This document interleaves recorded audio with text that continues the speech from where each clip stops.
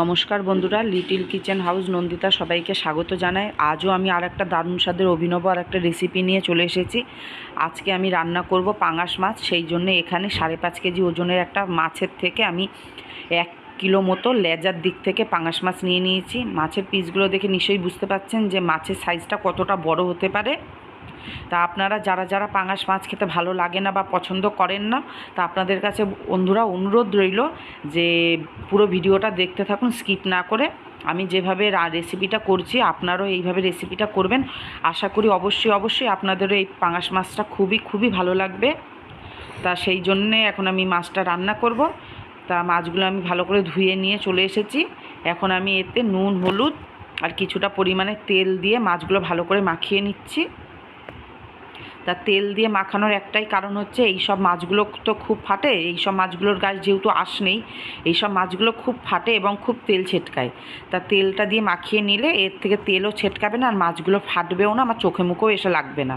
তা মাখানো হয়ে গেছে, এবার আমি রান্নাটা করব। সেই জন্য গ্যাসে কড়াই বসিয়ে দিয়েছি। কড়াইয়ের মধ্যে আমি এখন সর্ষের তেলে মাছটা করব বলে কিছুটা পরিমাণ সর্ষের তেল দিয়ে নিচ্ছি।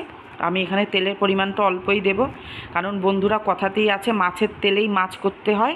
সেই জন্যে তেলের পরিমাণটা অল্প দিয়েছি। কেন এই পাঙাশ মাছ যতই আমি সলিড মাছ নিই না কেন, এই মাছের থেকে তেল একটু হলেও ছাড়বে। তা আমার তেলটা এখন গরম হয়ে গেছে। এখানে আপনাদের আর একটা টিপস আমি জানিয়ে রাখি, যে যখনই মাছ হোক, ডিম হোক, যে সবজি হোক, যাই ভাজা করবেন না কেন, তেলের মধ্যে একটুখানি ছিটে ফোটা লবণ ছিটিয়ে নেবেন। এতে আপনার কড়াইয়ের গায়ে কোনো কিছুই লেগে যাবে না।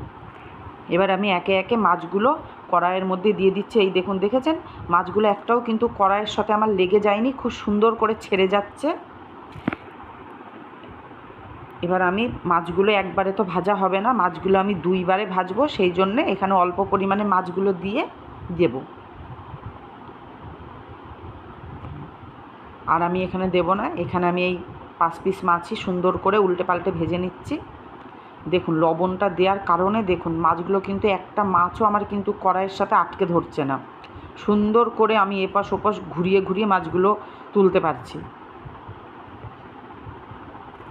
তা মাছগুলো এখন আমি সুন্দর করে লাল লাল করে ভেজে নেব উল্টে পাল্টে।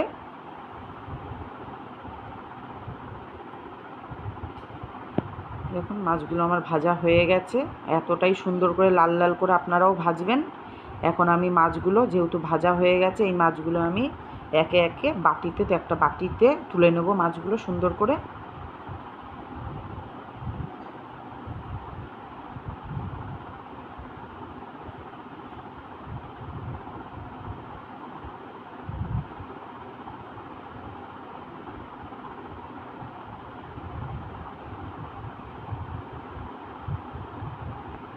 দেখুন সব মাছগুলো আমার বাটিতে তোলা হয়ে গেছে। আর পরে যে কটা মাছ ছিল আমি একবারে কড়াইতে দিয়ে দিয়েছি। এখানেও 5 পিস মতো মাছ ছিল। এইগুলো ওই দেখুন কতটা পরিমাণে তেল ছেড়েছে, দেখেছেন? দেখুন কত তেল ছেড়েছে, আমি কতটুকু তেল দিয়েছিলাম। সেই জন্যে মাছের তেলেই মাছ রান্না হবে, এটাই হচ্ছে প্রবাদ বাক্য। আমি এই মাছের এই যা তেল আছে এই তেলেই আমি মাছটা করে ফেলবো। এখান থেকে আমি একটুও মাছ তেলটা তুলে রাখবো না, কারণ এই তেল যদি আমি আজকে তুলে রাখি, এই তেল আমি নেক্সট টাইমে অন্য কোনো রান্নাতে আমি আর দিতে পারবো না, কেন ভালো লাগবে না খেতে, গন্ধ ছাড়বে আষ্টানি। আমি সেই জন্য পুরো তেল দিয়েই মাছটা করে ফেলবো। এরকম মাছগুলো আমার সব ভাজা হয়ে গেছে। আমি সব মাছগুলো আমি এবার তুলে নিয়েছি।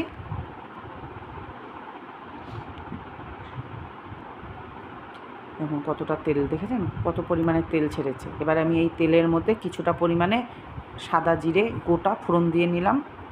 দিয়ে এবার আলু দিয়ে দিচ্ছি, লম্বা লম্বা করে আলুগুলো আমি কেটে রেখেছিলাম, আলু দিয়ে দিলাম। আপনারা চাইলে এর মধ্যে আলু বেগুন দিয়েও মাছটা করতে পারেন। যেহেতু আমার ঘরে বেগুন ছিল না বলে আমি আলু দিয়েছি, শুধু আলু আর টমেটো দিয়েই মাছটা। আলুটা লাল লাল করে ভেজে নেবো এবার। আলুটা মোটামুটি আমার দেখুন লাল লাল করে ভাজা হয়ে গেছে। এইবার এর মধ্যে আমি বেটে রাখা মশলাগুলো দেব। বেটে রাখা যে মশলাগুলো করেছি এর মধ্যে ধনে, জিরে, আদা, কাঁচা পাকা শুকনো লঙ্কা মিশিয়ে আমি পেস্টটা করে রেখেছি, সেই মশলাটা পুরোটা দিয়ে দিলাম। দিয়ে এবার একটু ভালো করে নাড়াচাড়া দিয়ে নিচ্ছি মশলাটা।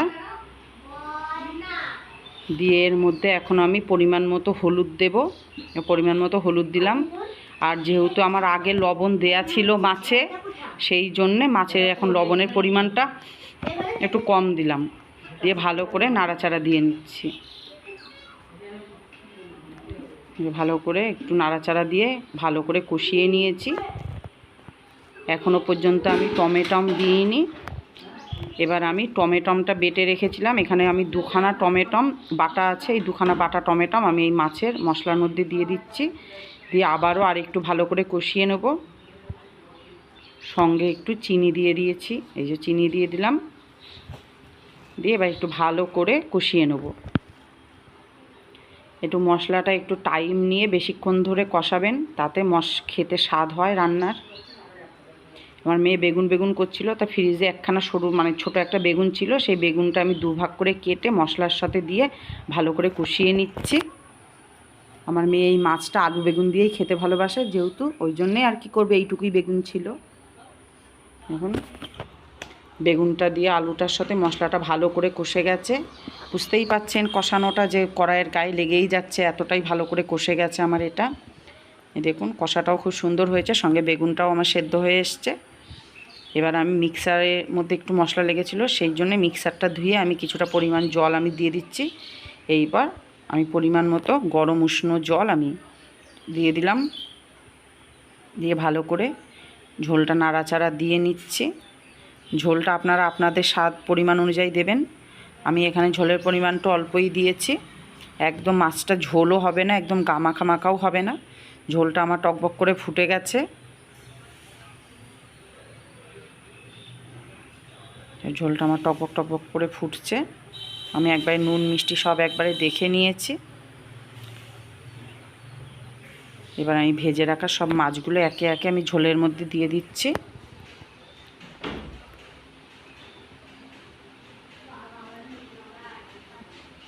দিয়ে ভালো করে আমি এবার নাড়াচাড়া দিয়ে নেব মাছগুলো ঝোলের সাথে। দিয়ে সব মাছগুলো ঝোলের ভেতর চুবিয়ে দিচ্ছি। টপক করে ফুটছে, কি সুন্দর ফুটছে। আপনারা বন্ধুরা এইভাবে রেসিপিটা অবশ্যই বাড়িতে করবেন,